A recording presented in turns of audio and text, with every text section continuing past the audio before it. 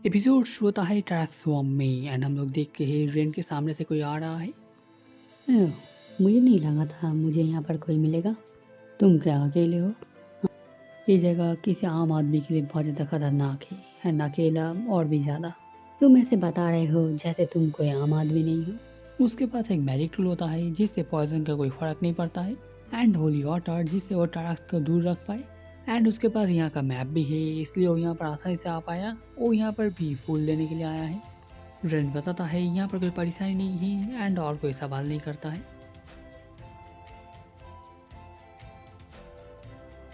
Rain बहुत सारे फूल लेता है लेकिन हम लोग देखते ही वो आदमी सिर्फ एक ही लेता है, इसे रेन भी उससे पूछता है। फूल तोड़ने के बाद ज़्यादा देर तक वो अच्छा नहीं रह सकता है, इसलिए वो कम करके लेता है एंड वो भी इन सब से मेडिसिन ही बनाने वाला है। सो तुम्हारे मिस्ट्रेस का तबीयत का ख़राब है? हाँ, कह सकते हो। मैं उनके पास आके उनका देखभाल करना चाहता था, लेकिन मैं अब यहाँ पर। मुझे पता है इससे ज़्यादा कोई फ़ायदा नहीं है, लेकिन आई होप वो जल्दी ठीक हो जाए। वो बताता है उसका मिस्ट्रेस रेन जैसे किसी से मिलकर बहुत ज़्यादा खुश होगी एंड वो लोग असल में कुछ लोगों को ढूंढ रहे हैं जो समय समय पर इन फूलों को ले आ सके। रेड एक ब्रोंज रैंक एडवेंचर होता है, ये सुन के वो भी थोड़ा शौक होता है, लेकिन वो बताता है इससे कोई परेशानी नहीं है और रेंट के ऊपर भरोसा करता है। अगर रेंट उन लोग के टर्म रिवॉर्ड्स को एक्सेप्ट करे तब वो लोग बहुत ज़्यादा खुश होंगे, वो लोग कहते हैं। रेंट मान जाता है। इसके बाद उसे याद आता है उसने अपना कोई ठीक से इंट्रोड्यूस ही नहीं किया है। उसका नाम होता है इज़ाक हार्ट एंड उसके मिस्ट्रेस का नाम वो ऑफिशियल रिक्वेस्ट में बताएगा कहता है।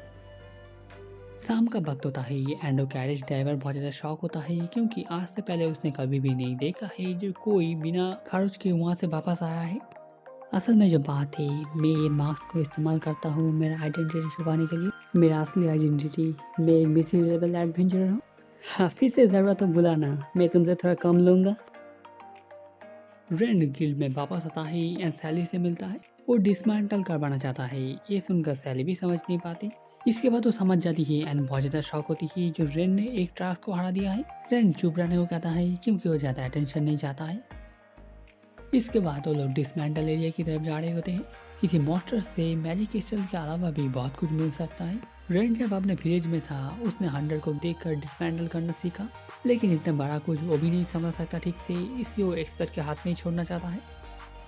वहाँ पर पहुँचने के बाद सेला डारियो को बुलाती है। वो भी थोड़ा सरप्राइज होते हैं जो आज वहाँ पर एक टास्क के। क्या एडेन बिना मास्क के ठीक होगा?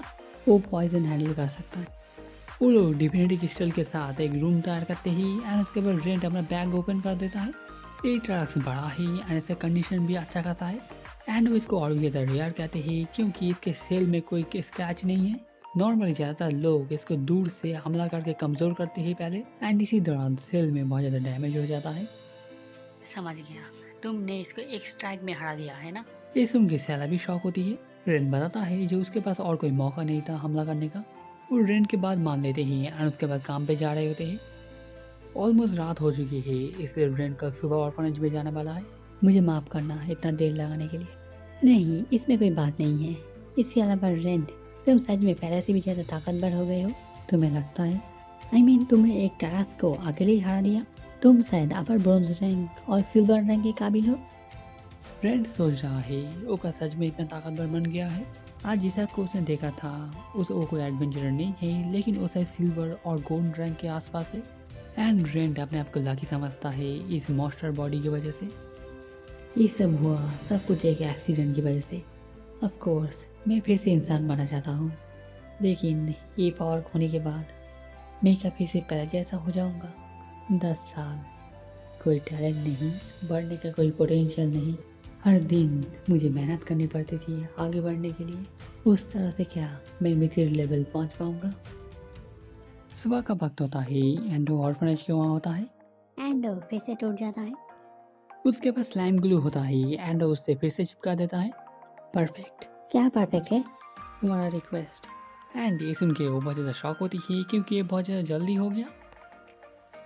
वो इसको पहली बार देख रही है एंड वो इसको बहुत ज़्यादा खूबसूरत कहती है। ये कमाल का है, ये बहुत ज़्यादा रेयर है जो कोई इसको अच्छे से हैंडल कर सकता है। स्वॉर्म में जो लोग जाते हैं वो लोग हाई रैंक एडवेंचरर होते हैं, उन लोगों को ज़रूर हार्प कैसे संभलना है पता होगा। उस तरह की जगह में वो लोग इसके ऊपर ज़्यादा ध्यान नहीं दे पाते। वो लोग रेन को बहुत ज़्यादा स्किलफुल कहते हैं। इसके बाद वो लोग अपने आप को इंट्रोड्यूस करते हैं। उसका नाम होता है हमबोल्ट, वो एक हीलर होता है। एंड ये नॉर्मन जो एक हार्वेस्ट होता है। क्योंकि ये बहुत अच्छे से है इसलिए वो लोग अभी मेडिसिन बनाना शुरू कर सकते हैं। एंड क्योंकि ये फ्लावर बहुत ज़्यादा रेयर है, अगर थोड़ा सा ज़्यादा हो जाए वो लोग दे सकते हैं, नहीं क्या पूछते हैं, वो मान जाती है। एंड ये सुनने के बाद रेंट के पास भी कोई एक्स्ट्रा होता है, वो भी उनको बाहर निकालता है। एंड वो बताता है इसके बदले में उसे कुछ भी ज़रूरत नहीं है, वो सिर्फ 4 लोगों की मदद करना चाहता है। वो लोग शौक होते हैं क्योंकि इससे रेंट बहुत कमा सकता था। इससे वो लोग बहुत ज़्यादा खुश होते हैं। एंड अगर रेंट को कभी ज़रूरत हो वो लोग कभी भी आने को कहते हैं। वो साइन कर देती है। एंड इसी के साथ रेंट का रिक्वेस्ट कंप्लीट हो जाता है और रेंट को फिर से शुक्रिया कहती है। एंड अगर कोई इसको एक्सेप्ट नहीं करता, मैं बड़े होकर खुद एडवेंचरर बन के इसको ले आने के बारे में सोच रही थी। एंड मुझे पता है ये पॉसिबल नहीं है। सो तुम क्या और एडवेंचरर नहीं बनना चाहती हो? ऐसा नहीं, मैं अब और भी बनना चाहती हूँ। मैं एक एडवेंचरर बनना चाहती हूँ जो तुम्हारी तरह हो। फ्यूचर में मैं तुम्हारी ज़रूर मदद करूँगी और शायद तुम्हें मेरी मदद की ज़रूरत ना हो। ये सच नहीं है। ऐसा समय आता है जब मुझे भी मदद की ज़रूरत होती है, तब मैं तुम्हारे लिए इंतज़ार करूँगा। सच में? तब एक वादा रहा। इसके बाद एडन वहाँ पर आता है। बेसमेंट में जो छोटे छोटे मॉन्स्टर होते थे, रेडन ने उन लोगों को समझा दिया है। एंड वो लोग उनको और परेशान नहीं करेंगे। रेड सजेस्ट करता है अगर उसे कोई अच्छा एडवेंचरर बनना है उसको जल्दी से जल्दी ट्रेनिंग शुरू करना चाहिए। गिल ट्रेनिंग कोर्स ऑफर करता है, अगर उसे भी समय मिला वो भी मदद कर सकता है। एंड क्योंकि वो माना इस्तेमाल कर सकती है उसे कोई दिक्कत नहीं होगा। लेकिन वो बताती है जो इन सब में कैसे बहुत ज़्यादा पैसा चाहिए होगा। मेरे पास एक दोस्त है जिसके पास बहुत सारा खाली समय होता है। मैं नहीं चाहती तुम ऐसे ही सब कुछ मेरे लिए ऐसे ही नहीं कर सकते। तब इसको एक लोन समझ लो, इंटरेस्ट के बिना। जब तुम एक एडवेंचरर बन जाओ तो मुझे वापस कर देना। मैं इंटरेस्ट के साथ ही वापस करूँगी। ठीक है, तब ये डील रहा। मुझे किसी को मैजिक सिखाने में परेशानी नहीं है, लेकिन तुम्हें क्या लगता है मेरे पास बहुत समय खाली रहता है? माफ़ करना, मेरा मतलब तुम कुछ कुछ समय खाली रहते हो। तुम्हें अपनी बातें अच्छे से चुनना चाहिए। तुम्हें सच में नहीं पता एक जवान लड़की का दिल कैसे चलता है। एडवाइस के लिए शुक्रिया, लेकिन मैं किसी जवान लड़की से ज़्यादा मिलता नहीं हूँ। ओए, तुम्हारे साथ एक है ना, एक जवान लड़की, देखा? कहाँ? एंड इसी के साथ रेंट का स्टोरी यहाँ पर ख़त्म होता है। लुरेन बहुत समय से एक न्यू मैजिक के ऊपर काम कर रही थी। एंड और रेंट को अपना पहला टेस्ट सब्जेक्ट बनाना चाहती है। एंड इसके बाद रेंट अपने जान बचाने के लिए बोलना शुरू करता है। वो लोरेन को बर्फ़ की तरह एंड गॉडेस ऑफ ब्यूटी की तरह बताता है। वो होली स्पिरिट से भी ज़्यादा खूबसूरत थी। एंड इसके अलावा और बहुत कुछ। एंड इन सब के साथ तुम एक रोल मॉडल बनते हो सारे जवान लड़कियों का। एंड इससे लोरेन का शक और भी ज़्यादा बढ़ जाता है क्योंकि ऐसे बात करना उसने कहाँ से सीखा है सोचकर। एंड पूछती है दूसरी लड़कियों से क्या वो ऐसे बात करता है कि नहीं। रेंट असल में जो भी सोच रहा था वही बता रहा था। इसके बाद लोरेन भी और कुछ नहीं कहती ही एंड और भी ज़्यादा खाना ले आने के लिए जा रही होती है। सुबह का वक्त होता है एंड एडन सो रहा है। रेंट सोच रहा है वो यहाँ पर मास्टर है, तब उसे काम करना पड़ रहा है एंड उसका सर्वेंट क्यों सो रहा है। गिल्ड में पहुंचने के बाद सैला जल्दी से बुलाती है। वो समझ जाता है शायद यहाँ पर कुछ हुआ है। वो पूछती है उसे लतूर फैमिली के बारे में पता है कि नहीं। उसको नहीं होता है।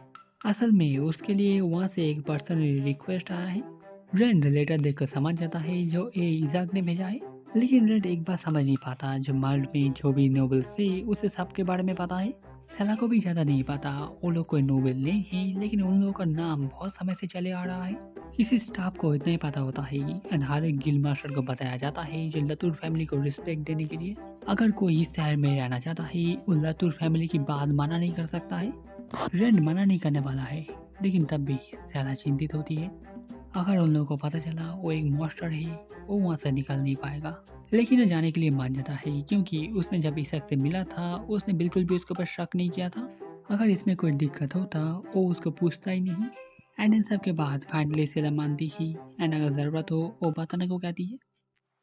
हम लोग ऑर्फनेज में देखते ही वो हीलर एंड हार्वेस्ट लिलियन से बात करने के लिए आए हैं। वो लोग जब बताते ही उन्हें क्या हुआ है, उन लोगों ने जैसा सोचा था वो चार्ज को कांटेक्ट करने के लिए जा रही होती है। वो लोग बताते ही इसकी कोई ज़रूरत नहीं होगा एंड वो लोग मेडिसिन देते हैं। ये धीमे धीमे काम करना शुरू करेगा, इसलिए वो लोग हर दिन एक लेने को कहते हैं। तुम लोगों ने हम लोगों के लिए सोचा है, इसके लिए शुक्रिया। लेकिन हम लोगों के पास इतने पैसे, आप पैसे के बारे में मत सोचिए, इसलिए प्लीज़ आप जल्दी ठीक हो जाइए। वो लोग बताते हैं जो आइंस ने एक वन ब्रोंज कॉइन रिक्वेस्ट रखा था एंड एक एडवेंचरर ने उसको ले लिया। वो समझ जाती है ये वो वाला एडवेंचरर था। जंगल से चलते हुए हम लोग देखते हैं रेन फाइनली एक मैंसन के पास पहुंचता है। एंट्रेंस में एक गार्ड होता है और पूछता है जो ईसा के यहाँ पर है क्या नहीं। वो अंदर होता है एंड वो गार्ड आगे बढ़ने के लिए कहता है। रेन के पूछने के बाद जो एक मेज से जाना होगा और रेन का ख्याल रखने को कहता है। रेन बताता है जब उसको एक रिक्वेस्ट के लिए यहाँ पर बुलाया गया है लेकिन तब भी उसको इसको ही होके जाना होगा एंड यहाँ पर कोई मैप भी नहीं है। वो गार्ड बताता है एक मैजिक टूल की वजह से अंदर कोई भी मैप नहीं काम करता एंड बात हमेशा चेंज होती रहती है। रेन भी ऐसा मैजिक टूल होता है सुन के चौंक जाता है। असल में लातूर फैमिली का हॉबी है जो वो लोग अलग अलग मैजिक टूल को कलेक्ट करते हैं एंड अब मुझे उनके हॉबी से निपटना होगा। कमाल का, अगर मैं कहूँ आखिर में एक रिवॉर्ड भी है। असल में जो इस मेज को सॉल्व करके मैथन तक पहुंचता है फैमिली हेड उसको एक मैजिक टूल गिफ्ट में देता है। ये क्या सच है? ये इंटरेस्ट रियली खुला रहता है जब फैमिली हेड चाहते हैं। मैं श्योर हूँ अब भी ऐसे में। बताने के लिए शुक्रिया। मेरे पास और एक आखिरी सवाल है। क्या मैं तुम्हें एक सवाल पूछ सकता हूँ जिसने इस मेज को पहले एक बार चैलेंज किया है? श्योर। तुम्हारे पास क्या कोई एडवाइस है? चलो देखते हैं। शायद सूरज के ऊपर ज़्यादा भरोसा मत करना। रेन शुक्रिया कहता है एंड आगे बढ़ने लगता है। रेन सोच रहा है अगर उसे कोई अच्छा मैजिक टूल मिले वो उसको बेचकर अच्छा इक्विपमेंट खरीदेगा जो एक मिथिल लेवल एडवेंचरर को चाहिए होता है। वो बहुत ज़्यादा मोटिवेट होता है एंड चलना शुरू करता है। वो अपना स्पेशल मैप बाहर निकलता है एंड वो देखता है जो यहाँ पर सच में ये काम नहीं करता है लेकिन उसे अभी भी अपने सेंस ऑफ डायरेक्शन के ऊपर भरोसा होता है।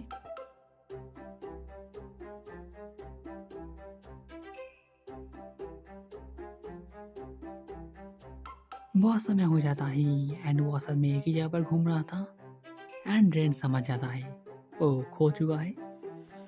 इसी के साथ ये वाला एपिसोड खत्म होता है। अगर आपको ये वीडियो अच्छा लगा है लाइक शेयर कमेंट कीजिएगा। फिर से मिलेंगे किसी और एक वीडियो पर। अभी के लिए बाय।